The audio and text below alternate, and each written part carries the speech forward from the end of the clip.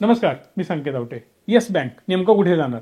10 रुपयाला येणार की इथून पुढे 100 रुपयाला जाणार? 5-5, 10-10 पटीने पैसे वाढणार की ते कमी होणार? नेमकं काय होतंय? एक bank SMBC Japanese company, Japanese bank stake खरेदी करते 20% येस बँकमध्ये.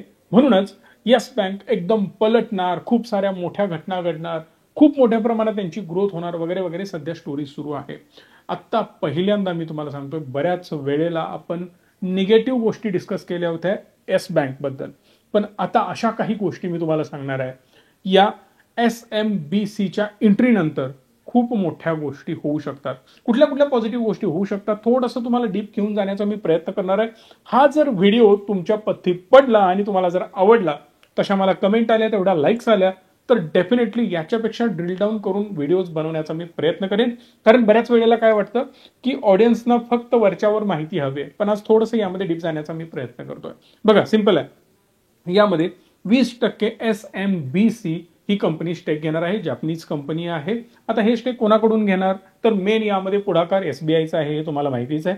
तर SBI हे त्यांचे शेअर्स त्यांना देणार. 13.19% स्टेक्स SBI त्यांचे ट्रान्सफर करेल आणि उर्वरित 6.81% इतर लोकांकडून परचेस केले जातील किंवा इतर एंटिटीज कडून परचेस केल्या जातील. SBI कडे आता सध्या 24% शेअर्स आहेत. पण इंटरेस्टिंग फॅक्ट तुम्हाला माहिती आहे, हे शेअर्स 10 रुपये प्रमाणे परचेस केले गेलेत आणि आजचा भाव 22 रुपयाच्या आसपास येस बँकचा सुरू आहे.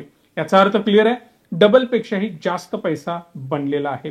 आता ही टोटल डील कितीला होते, थोडंसं मी एक्सेलवर तुम्हाला एक्सप्लेन करण्याचा प्रयत्न करणार आहे. Number of equity shares yes बँकमध्ये आहेत 3135 कोटी आहेत. टोटल मार्केट कॅप आजचा आहे 6,72,028 कोटी. SMBC यामध्ये 13,482 कोटी रुपयांचे शेअर्स परचेस करणार आहे. आता यावरून थोडंसं व्हॅल्युएशनचं जजमेंट करण्याचा मी प्रयत्न केला, तो पण मी तुम्हाला एक्सप्लेन करून सांगतोय.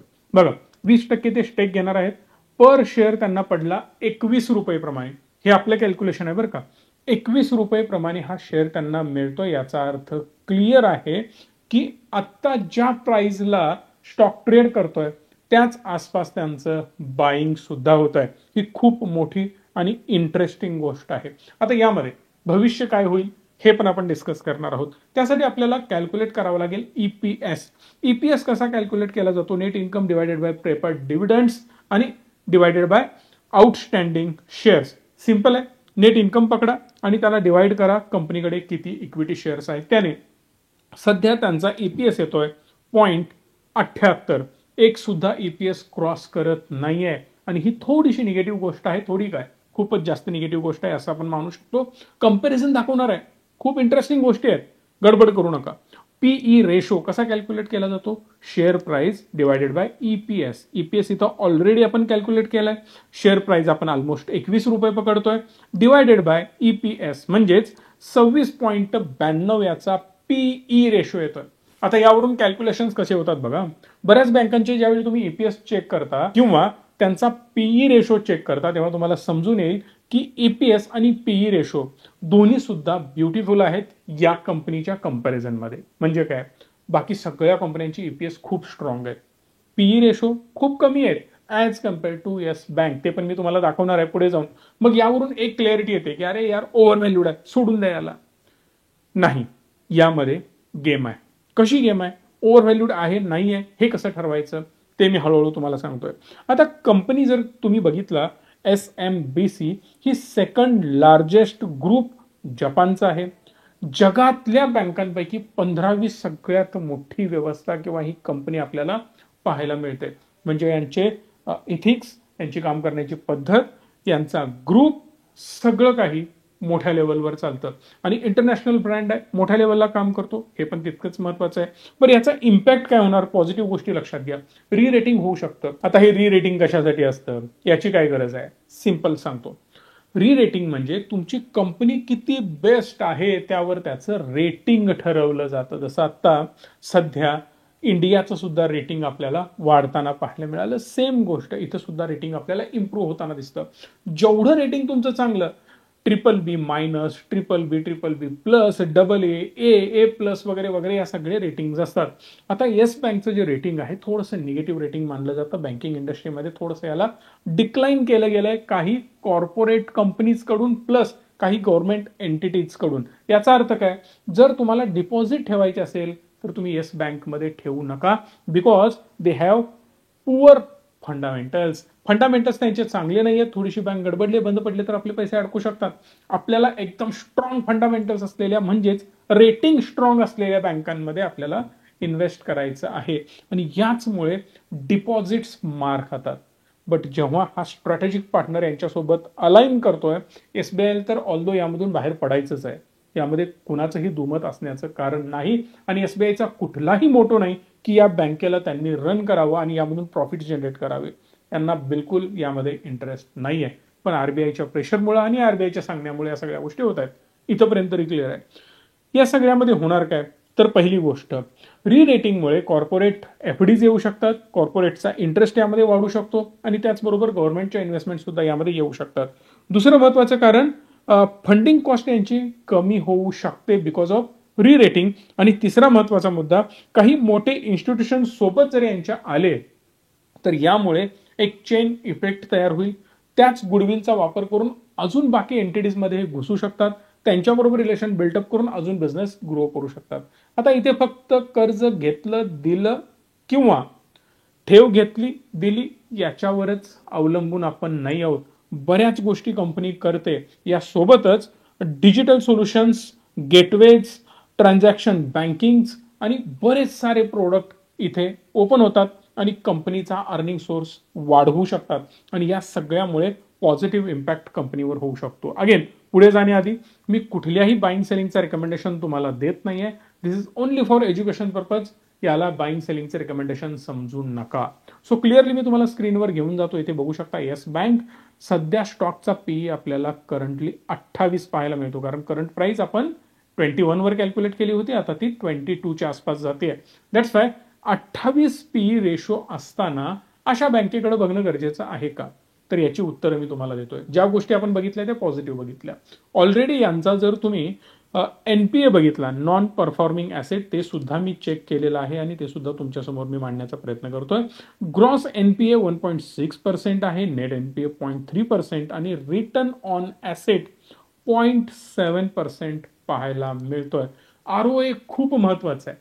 रिटर्न ऑन ऍसेट हा काय प्रकार आहे, तर हा प्रकार हे सांगतो की जेवढे ऍसेट्स तुमच्याकडे आहेत, पैशाला सुद्धा एक प्रकारे ऍसेटच मानलं जातं बरं का. म्हणजे सिम्पली जे काही तुम्ही व्याजाच्या स्वरूपात पैसे घेतलेत किंवा ठेवीच्या स्वरूपात घेतलेत, बॉन्डच्या स्वरूपात घेतलेत, जे काही XYZ गोष्टी करून तुम्ही पैसे उचललेत मार्केटमधून, ते पैसे तुमच्यासाठी ऍज अ ऍसेट म्हणून काम करतील आणि जे ऍसेट तुम्ही घेतलेले आहेत त्याच्यावर परतावा काय मिळतोय, which is called return on asset.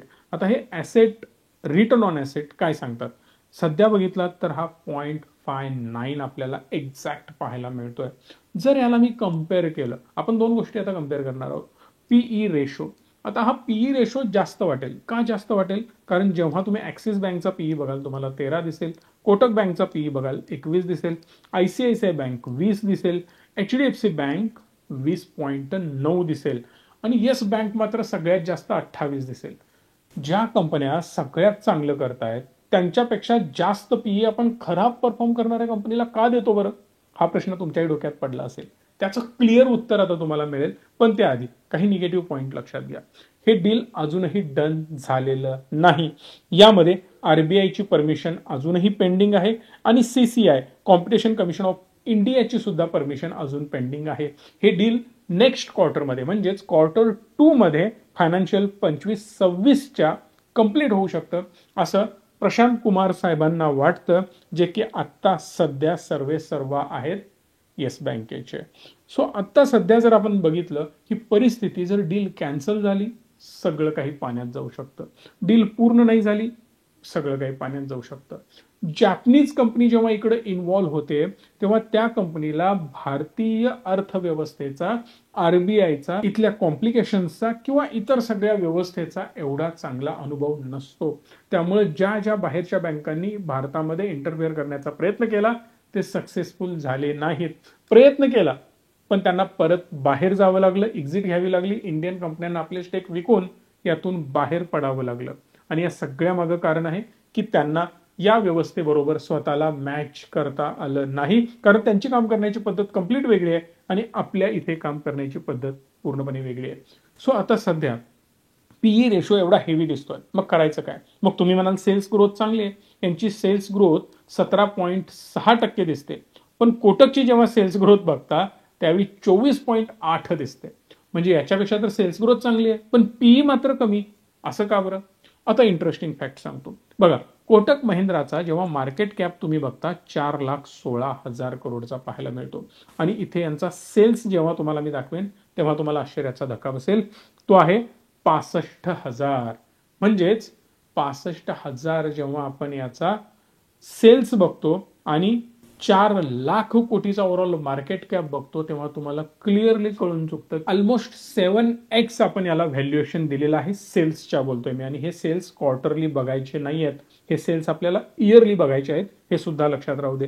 7 पटीने आपण कोटकला वेटेज दिलेलं आहे. ऍक्सिस बँक 3,74,000 कोटीचं मार्केट कॅप आहे, आणि जेव्हा मी इथं याचा नेट सेल्स बघतो 1,27,000 कोटीचा आहे. म्हणजे ऑलमोस्ट 3x व्हॅल्युएशन आपण याला दिलेलं आहे. आयसीआयसीआय बँक 10,00,000 कोटीचं मार्केट कॅप क्रॉस केलंय. Congratulations to ICICI bank. इथं बघू शकता तुम्ही याचा ऑलमोस्ट 1,80,000 कोटी, 2,00,000 कोटीच्या आसपास सेल्स आहे. मोर दॅन 5x याला वेटेज दिलेलं आहे. 5.5 किंवा 6x सुद्धा तुम्ही मानू शकता. एचडीएफसी बँक ऑलमोस्ट 15,00,000 कोटीचं मार्केट कॅप, आणि जिथे तुम्ही प्रॉफिट अँड लॉस स्टेटमेंटमध्ये बघू शकता 3.5 लाख कोटीच्या आसपास यांचा नेट सेल्स आहे. या 3.5 लाख कोटीमध्ये 15,00,000 कोटी मार्केट कॅप. याचा अर्थ क्लिअर आहे की 4 ते 5x आपण याला वेटेज दिलेला आहे. एक गोष्ट आता जाता जाता आपण परत बघत जाऊयात की मला return on asset ROA 1.74, ICICI bank 2.18, one of the best आपण मानू शकतो. त्याचबरोबर Kotak Mahindra 2.34, the best manage केली जाणारी बँक आहे. Axis bank 1.78, IDBI bank 1.97, yes bank 0.60. जे ऍसेट मी इन्व्हेस्ट केले त्याच्यावरचे रिटर्न मला इथं कमी दिसत आहेत, त्यावर पण मी बोलतोय. बट मीन वाईल जर माझा सेल्स असेल 30,000 कोटी आणि मला व्हॅल्युएशन मिळत आहे 60,000 कोटी, फक्त 2x व्हॅल्युएशन मिळत आहे. आता हे व्हॅल्युएशन आणि पी कसा कॅल्क्युलेट होतो? तर नॉर्मल कंपन्यांचा जर तुम्ही प्रॉफिट बघितला, कुठलीही कंपनी मी ओपन करू शकतोय. Let's assume ICICI bank. ICICI bank 1,80,000 कोटीमध्ये 54,000 कोटीचं प्रॉफिट बुक करते. याचा अर्थ ऑलमोस्ट 30% जास्त कंपनीला प्रॉफिट होत आहे. आता यामुळे बघा दुसरी कंपनी आपण बघूयात, आयडीबीआय बँक बघूया. तुम्ही म्हणाल फक्त मोठ्याच कंपन्या नका घेऊ, छोट्या कंपन्यांबरोबर कम्पेअर करा. 28,000 कोटीचा कंपनी सेल करते, जिथे 7,000 कोटीचं नेट प्रॉफिट आहे, मोर दॅन 7,600 कोटी. आणि यामधून क्लिअरली कळत आहे की 20% पेक्षा जास्त नेट प्रॉफिट माझ्या खिशामध्ये शिल्लक राहत आहे. पण येस बँकेला जेव्हा आपण कम्पेअर करतो याच्या रिझल्ट बरोबर की 30,000 कोटीचा धंदा करणारी कंपनी आपल्या खिशामध्ये 2,000 कोटी ठेवते, याचा अर्थ क्लिअर आहे की इथं मला 6,000 कोटी दिसणं गरजेचं आहे जर बँकेने परफॉर्म बेटर केलं तर. लेट्स अज्युम की सगळं काही सुरळीत चालू झालं आणि परफॉर्मन्स पण यांनी व्यवस्थित दाखवलं, तर मी एक्सेलवर काही कॅल्क्युलेशन्स तुम्हाला करून दाखवतोय. इथं आपण 24च्या जागी फक्त 60 केलं, म्हणजे 6,000 कोटीचं प्रॉफिट आपण कन्सिडर केलं, तर हाच माझा पीई रेशो 10 वर येऊन पडतो. जर मी याला 50, ऑलमोस्ट डबल जरी प्रॉफिट माझं झालं तरी सुद्धा हा पीई 13 वर येतो, आणि हा पीई ड्रास्टिकली फॉल होऊ शकतो the moment company perform better करायला लागेल. आता यामध्ये गेम काय आहे? तर ऑलरेडी कंपनीचा ROA कमी आहे, आणि हा सगळ्यात मोठा प्रॉब्लेमॅटिक पॉइंट आहे.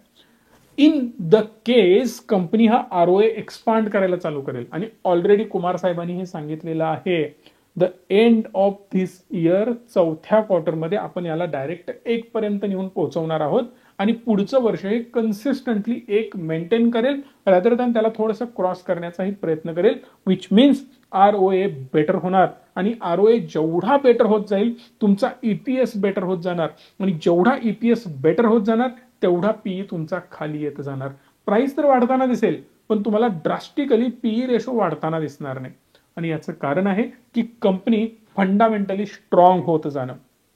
बट आता सध्या एक अजून निगेटिव्ह साईड जी डिस्कस करायला पाहिजे, बऱ्याच पॉझिटिव्ह गोष्टी मी बोललो, आता थोडंसं निगेटिव्ह गोष्टी.